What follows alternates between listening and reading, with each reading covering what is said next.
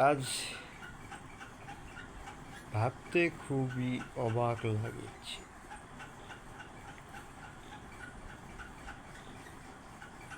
আমি প্রথমেই স্মরণ করি আমাদের বাংলাদেশের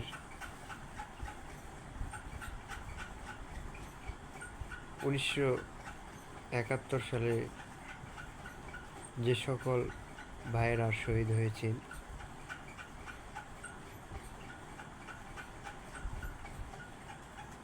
এবং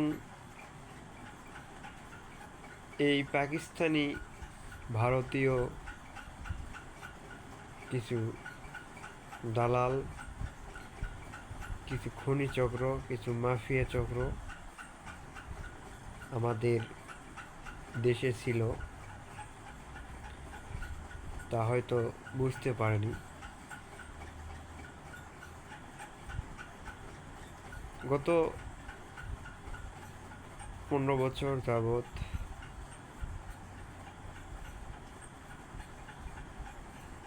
যে বাংলাদেশে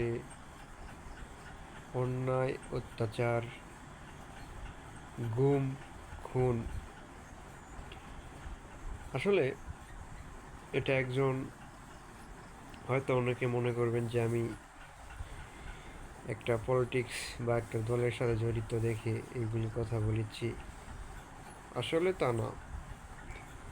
একটা রাজনীতি করে না সেই মানুষও বলবে যে এটা আসলে একটা অন্যায়, অত্যাচার।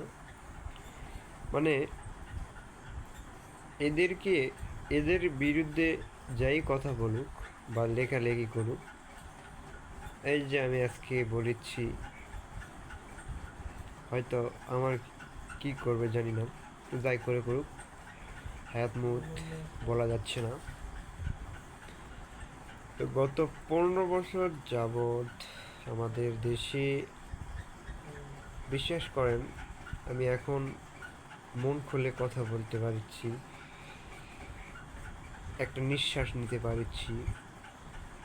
যেহেতু হয়তো মনে করবেন যে দেশের বাইরে থেকে অনেক বড় বড় লেকচার করেছি, আসলে তা না। এটা দেশের বাইরে থাকা বা দেশে থাকা একই। যে দেশের সরকার যদি ভালো না হয়, সে পৃথিবীর কোনো দেশে যায় শান্তি পাবে না। তো যাই হোক, যা হয়েছে হয়েছে। আপনারা, আমার একটা কথা বিশ্বাস, বাংলাদেশে এখন সরকার কে ক্ষমতায় আসবে জানি না। তো এইরকম স্বৈরাচার বাংলাদেশের বুকে আর কেউ আসবে না, এটা আমার বিশ্বাস।